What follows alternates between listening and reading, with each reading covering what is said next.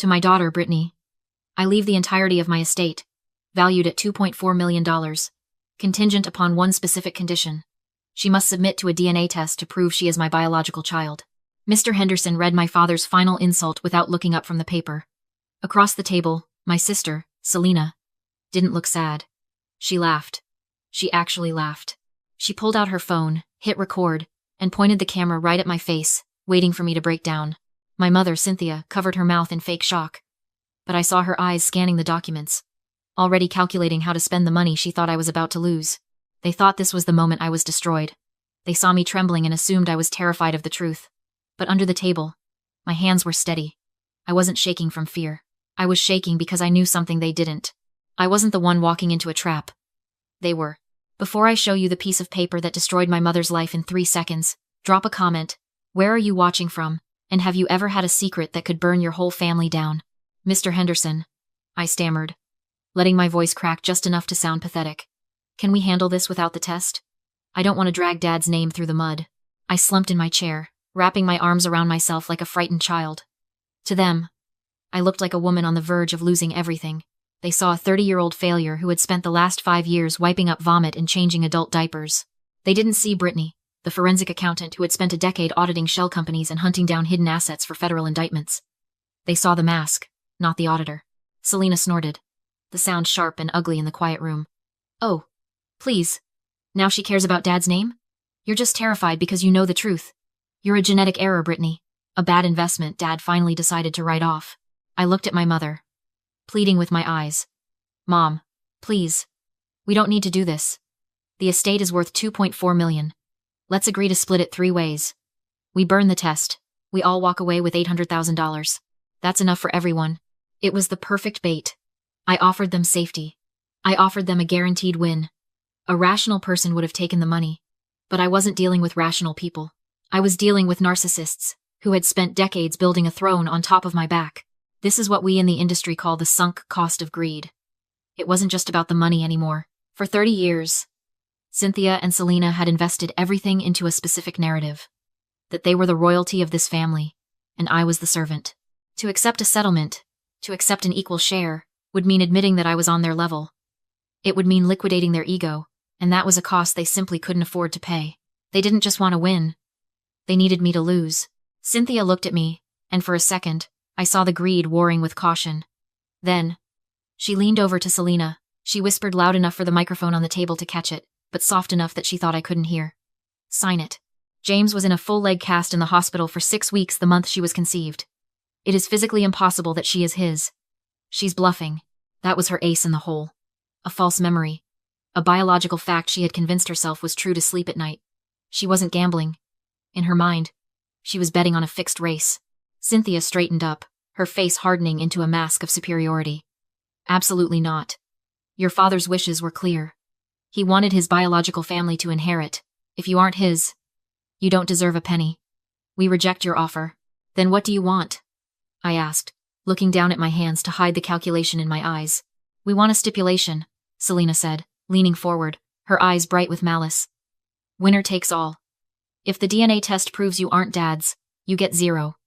You move out of the house immediately. You leave us alone forever. And the entire $2.4 million goes to us. Mr. Henderson looked at me over his glasses. Brittany, do you understand what they are asking? If you sign this, and the test is negative, you leave with nothing. I took a shaky breath. If that is what it takes to prove I'm his daughter. Fine. I'll sign. Mr. Henderson typed up the stipulation. The printer whirred in the corner, the only sound in the room. He slid the paper across the mahogany table. Cynthia signed it with a flourish. Selena signed it with a jagged, aggressive scrawl. I picked up the pen. My hand trembled, but not from fear. It was the vibration of a trap snapping shut. I signed my name. It's done, Cynthia said, reaching for the folder. Now, when can we schedule this test? I set the pen down. The act was over. I stopped slouching. I stopped shaking. I looked up, and for the first time that day, I let them see my real eyes. Mr. Henderson pressed his notary stamp onto the document. The thud echoed off the glass walls like a gavel striking a block. The contract was legal, binding, irreversible. While the ink dried, I looked across the table at Selena. She was checking her reflection in the darkened screen of her phone, adjusting a stray lock of hair. She looked perfect. Rested. Expensive. She looked like someone who had spent the last 5 years in Tulum and Bali, curating a feed of wellness retreats and positive vibes while I was drowning in a sea of antiseptic and bodily fluids. They say you can't put a price on family duty. I disagree. As a forensic accountant, I put a price on everything. I closed my eyes for a second and the smell hit me. Not the leather of the law office, but the phantom stench of bleach and decay that had clung to my skin for 1,800 days. I remembered the 3 a.m. alarms to turn my father so he wouldn't get bed sores. I remembered the sound of the feeding tube pump, a rhythmic mechanical click that became the soundtrack of my insomnia. I remembered the way he would scream at me when the dementia took hold, calling me a thief, a stranger, a burden, while I wiped the vomit from his chin. Where was Cynthia then? She was at wellness seminars in Sedona, spending Dad's pension on crystal healing to protect her energy from his illness. Where was Selena? She was posting throwbacks of Daddy's Girl on Instagram for likes, captioning them with heart emojis, while I was arguing with insurance adjusters about the cost of adult diapers. They looked at me now, with my slumped shoulders, messy bun, and dark circles, and they saw a defeat. They saw a woman who had wasted her prime years being a maid. They didn't understand that I hadn't just been cleaning up messes. I had been auditing them. I didn't quit my job as a senior forensic auditor at a top-tier firm because I was soft or because I had nothing else going on, as Dad liked to tell the neighbors. I quit because I knew that if I wasn't there to watch the money, Cynthia would have drained the accounts dry before the cancer even took him. I stayed to protect the asset. I stayed because I knew that one day, this moment would come. I looked at my mother. She was smiling now, a small, tight expression of victory. She thought she had just secured her retirement. She thought the years of neglect, the years of treating me like hired help she didn't have to pay, were about to pay off.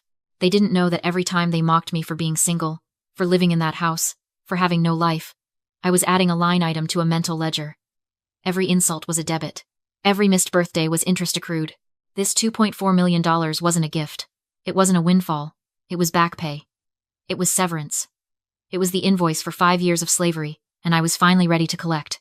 Mr. Henderson, I said, my voice dropping the tremble, smoothing out into the cool, professional tone I used to use when testifying in federal fraud cases. I don't need 7 days. Cynthia frowned, confusion flickering behind her eyes. What do you mean? I mean I don't need a week to get a DNA test, I said, reaching into my tote bag. I prepared for this. I reached into my bag, but I didn't pull out a tissue to wipe away my tears. I pulled out a heavy, cream-colored envelope sealed with red security tape. I slid it across the mahogany table until it rested directly in front of Mr. Henderson. Sir, I said, my voice steady and devoid of the tremble I'd faked 5 minutes ago. This is a certified medical examiner's report, notarized this morning at 8 a.m. It contains a comprehensive genetic analysis comparing my DNA, Selena's DNA, and the post-mortem samples taken from my father during his autopsy. Mr. Henderson looked at the envelope, then at me. He saw the change. The slumped shoulders were gone. The fear was gone. He picked up the envelope, slit the seal with his letter opener, and pulled out the documents. The room was silent, save for the hum of the air conditioning. Cynthia's smile faltered. Selena lowered her phone slightly, her brow furrowed in confusion. They were waiting for him to dismiss it, to tell me I was desperate. Mr. Henderson read the first page. He flipped to the second. Then, he slowly took off his reading glasses and looked at my mother. It wasn't a look of sympathy. It was a look of professional horror. That look was all the validation I needed. Now, I said, standing up, let me show you what he's reading. I pulled my laptop from my bag and connected it to the cable in the center of the table. The large screen on the wall flickered to life. Slide 1, I said. The screen displayed a simple bar graph. Subject A. Brittany. 99.998% paternal match to James. I am James's biological daughter, I said, looking directly at Selena. The test you demanded? I passed. The genetic error? That wasn't me. Cynthia let out a breath. A high, thin sound. She thought she was safe. She thought the worst-case scenario was that we split the money. She had forgotten the contract she just signed. Winner takes all. But Dad didn't just want to know if I was his, I continued, clicking the next key. He wanted to secure the bloodline. So, as his medical proxy, I authorized a full familial comparison. Slide 2. The graph on the screen plummeted. Subject B. Selena. 0.00% paternal match to James. Selena dropped her phone. It hit the table with a crack. What is this? Cynthia whispered, her face draining of color until she looked like a wax figure. This is fake. You forged this. Mr. Henderson is holding the certified original. I said coldly. And since you were so confident about Dad's broken leg, let's talk about where Dad actually was 30 years ago. He was in traction. You were working late shifts as a receptionist at the clinic. I clicked the final key. Slide 3. 2 photos appeared side by side. On the left, a candid shot of Selena from her Instagram. On the right, a headshot of a man from a hospital directory circa 1995. Dr. Julian Croft. Cynthia's old boss. The resemblance wasn't just close. It was undeniable. The same hooded eyes. The same weak chin. The same slightly crooked nose that Selena had spent $5,000 trying to fix with fillers. It turns out, I said, my voice filling the dead silence of the room, that biology doesn't care about your narrative, Mom. Selena isn't a Morgan. She never was. And according to the document you just forced me to sign, she inherits absolutely nothing. Fine, Cynthia said, her voice trembling with a mixture of rage and panic. She shoved the folder away from her as if it were radioactive. Keep the estate. Keep the house. Keep the stocks. I don't care. She straightened her spine, smoothing the front of her designer blouse, trying to reassemble the mask of the grieving widow. The life insurance policy is separate. It's a $1 million payout. And I am the sole named beneficiary. The will doesn't touch that. Neither does this ridiculous science project. She looked at Mr. Henderson, desperate for validation. Tell her, Charles. The insurance is mine. Mr. Henderson didn't answer. He was looking at me. I let out a low, humorless laugh. It was the sound of a forensic auditor watching a CEO try to shred documents while the FBI is already in the lobby. You still don't get it, do you? I asked, leaning back in my chair.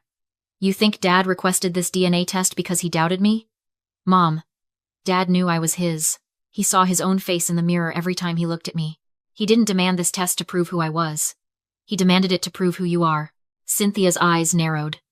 What are you talking about? The prenup, I said. I read it. Dad couldn't divorce you while he was alive, because the prenuptial agreement you signed 30 years ago had no infidelity clause. If he left you, you would have taken half his business and the house. He was trapped. So, he built a Trojan horse. I tapped the laptop key again. A new document appeared on the screen. It was a scanned copy of the life insurance policy, dated 1994. Dad didn't update his will to hurt me, I explained, my voice clinical. He did it to create a post-mortem legal trigger. See Section 8, Paragraph C? It's a standard moral turpitude clause common in high-value policies from the 90s. If the primary beneficiary is proven to have engaged in deceptive practices regarding the fundamental structure of the domestic union, specifically, paternity fraud, the policy is voidable. Cynthia stood up, her knuckles white against the table. You can't prove that applies here. That takes years of litigation. It would, I agreed. If I hadn't already faxed the medical examiner's report and the supplemental DNA analysis to the insurer's Special Investigations Unit at 8:05 this morning, the color drained from Cynthia's face so fast I thought she might faint. I flagged the claim for fraud, Mom, I said softly. The payout is frozen. No one is getting that $1 million today. Or tomorrow. Maybe never. You reported your own mother? She whispered. I reported a crime, I corrected. Attempting to claim a spousal benefit while concealing paternity fraud is a felony in this state when the sum exceeds $100,000. So, here is your situation. The insurance company is going to open an investigation. They will subpoena these records. They will interview Dr. Croft's family.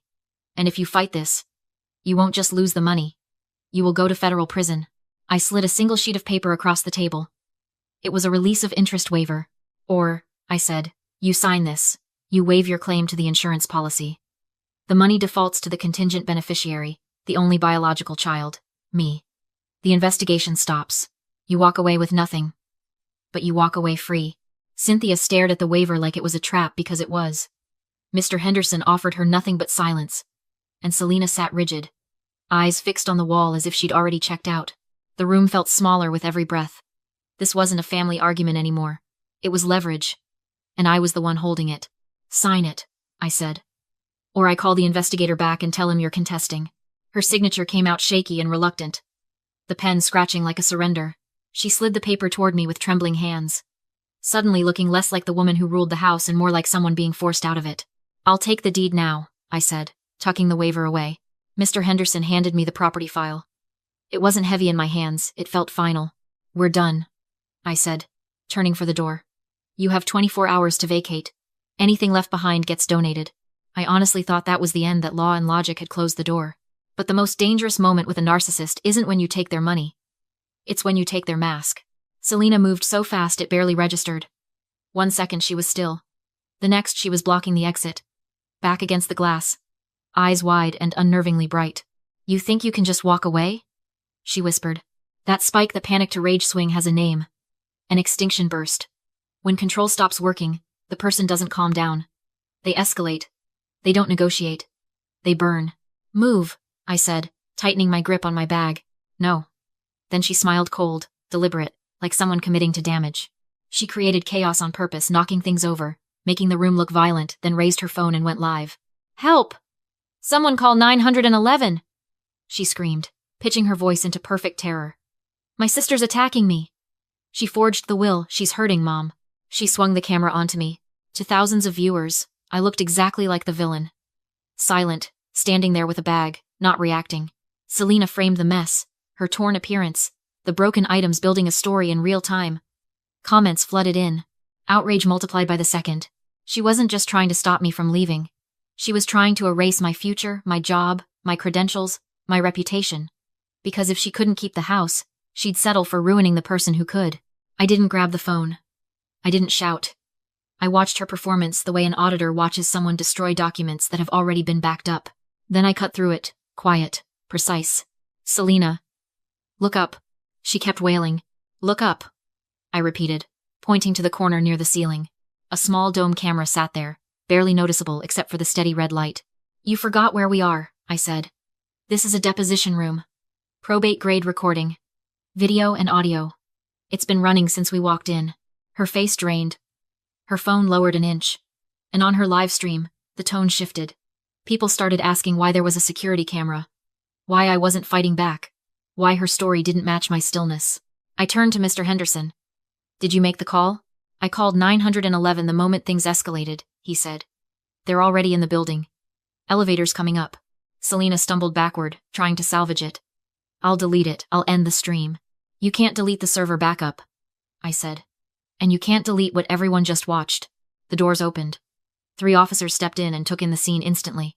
The mess, the hysterics, the phone still broadcasting, and me standing still with my hands visible. The lead officer asked what was happening. Mr. Henderson didn't hesitate. He pointed at Selena. She trashed my office, attacked her sister, and is filing a false report on a live stream. I have the security footage ready. Selena tried to pivot shirt, tears, claims, but the officers weren't focused on her performance. They were focused on the device in her hand still transmitting. Ma'am. Put the phone down. I'm a victim, she shrieked. My followers are watching. Good, I thought. Let them. They removed the phone, turned her around, and cuffed her. The clicks were loud enough for the live stream to catch. The comments detonated sympathy, collapsing into the internet's favorite sport. Turning on a liar. As they walked her out, crying for real now, I approached the officer holding the phone and pulled a final paper from my bag. Officer, while you process the false report and assault, can you serve this too? I handed him the eviction notice. She and her mother are trespassing on my property. I want them removed immediately. 24 hours to collect personal effects, supervised. He read it once and nodded. We'll handle it. I leaned toward the phone on the table, still hot, still live, and spoke calmly, just for the audience. Broadcast over. Then I ended the stream. Cynthia didn't leave like a queen. She left escorted, clutching her purse, pleading loudly about her age, her helplessness, her nowhere-to-go story, anything that might regain control. I didn't watch. I didn't feel guilt. I felt what you feel when a long audit finally closes. Exhausted, but satisfied that the numbers finally balance. I drove back to the house, the one I'd maintained while they treated me like a squatter, and walked into silence. No shouting, no demands, no criticism. Just quiet. At the kitchen table, I opened my laptop. The transfer wasn't in yet, but the fraud division notification was, investigation pending. Good enough. Then I opened the spreadsheet I'd kept for 5 years. Dad's care costs. Every hour of labor. Every bill. Every indignity assigned a market rate. Total. $300,000. I stared at the number. Then I looked around the paid-off house that was finally, legally, mine. I highlighted the column and hit delete. Clean ledger. Clean break. They thought I was the maid. They forgot the maid holds the keys to every room. And now, I was the only one left inside. If you've ever had to become the villain in someone else's story just to survive your own, share this. You aren't alone.